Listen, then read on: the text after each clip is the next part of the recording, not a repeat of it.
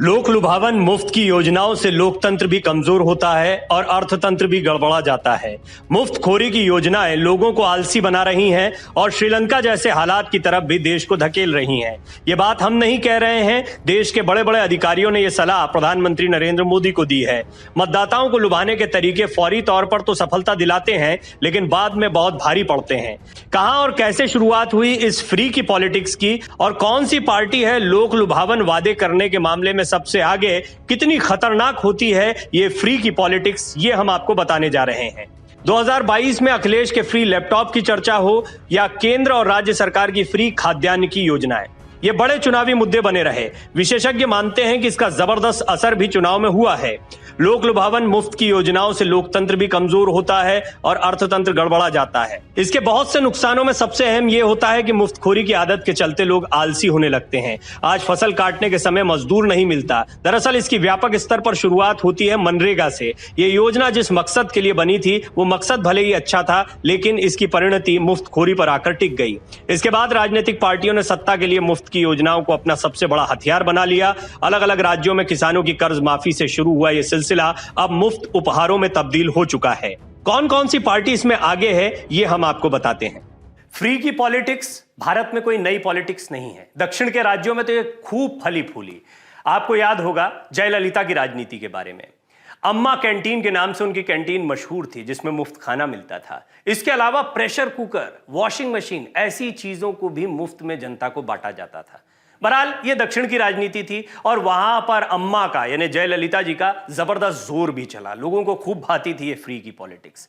आम आदमी पार्टी ने दिल्ली में और फिर अब पंजाब में कई लोक लुभावन वादे किए। दिल्ली में तो ये फ्री की पॉलिटिक्स बहुत काम आई, चाहे वो बिजली का बिल हो, पानी का बिल हो या कई और दूसरी बातें, जैसे कि डीटीसी बस में मुफ्त सफर की वजह से अच्छा खासा 1000 करोड़ से ज्यादा का नुकसान डीटीसी को झेलना पड़ा है। बहरहाल ये बात लोगों की सुविधाओं की नहीं है, राज्य पर पड़ने वाले अतिरिक्त खर्चों की है। और आज जो श्रीलंका में या वेनेजुएला में भी इस तरह के हालात बने थे, उसकी बहुत बड़ी वजह होती है कि कर्जा लिया जाता है लोगों को पैसा देने के लिए, इन योजनाओं को क्रियान्वित करने के लिए, और एक समय पर कर्जा इतना बढ़ जाता है कि उस कर्जे को चुकाने की हिम्मत इन राज्यों के पास नहीं होती है। जब तक सरकारें चलती हैं, उसके बाद में जो नई सरकार आती है उस पर कर्जे का बोझ होता है। क्या उत्तर प्रदेश, क्या दिल्ली और अब पंजाब पर आम आदमी पार्टी अब आई है, लेकिन पंजाब पर पहले से ही कर्जे का बोझ सबसे ज्यादा है। यानी अगर बात की जाए कि वो जितनी कमाई करता है और जितना कर्जा ले रखा है, तो उसमें वो नंबर 1 पर है सबसे कमजोर राज्यों की श्रेणी में, अपनी औकात से ज्यादा कर्जा लेने के मामले में। ऐसे में आम आदमी पार्टी की कई लोक लुभावन बातें हैं, कई लोक लुभावन वादे हैं जिनको वो पूरा करना चाहेंगे और पंजाब पर यह बोझ और बढ़ेगा। राजनीतिक समीक्षकों का मानना है कि पंजाब में केजरीवाल के फ्री मॉडल पर मोहर लगी।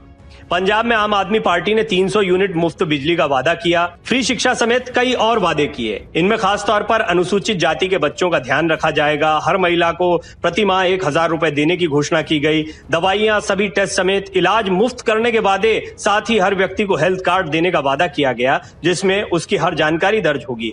16,000 मोहल्ला क्लिनिक खोलने का वादा हुआ, हर गाँव में मोहल्ला क्लिनिक होगा, सरकारी अस्पतालों को ठीक किया जाएगा, बड़े स्तर पर नए अस्पताल खोले जाएंगे और किसी का रोड एक्सीडेंट होने पर पूरा इलाज सरकार करवाएगी।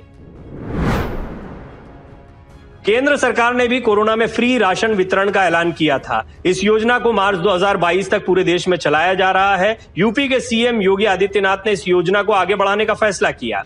प्रदेश के लोगों को फ्री राशन योजना का लाभ देने के लिए सरकार 1200 करोड़ रुपए से ज्यादा का खर्चा हर महीने वहन करेगी।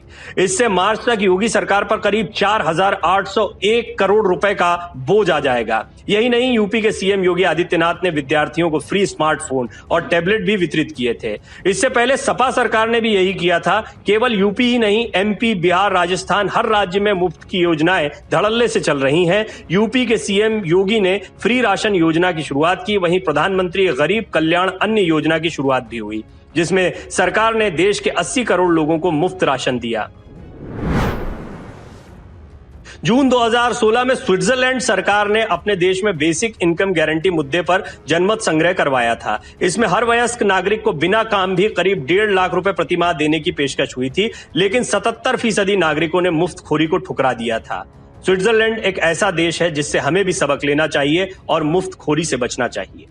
वीडियो डेस्क अमर उजाला.com। डाउनलोड करें अमर उजाला ऐप और पाएं खबरें लगातार। अगर आप ये वीडियो YouTube पर देख रहे हैं तो हमारे चैनल को सब्सक्राइब करें और बेल आइकन को दबाना ना भूलें। अगर आप Facebook पर ये वीडियो देख रहे हैं तो हमारे पेज को लाइक करें।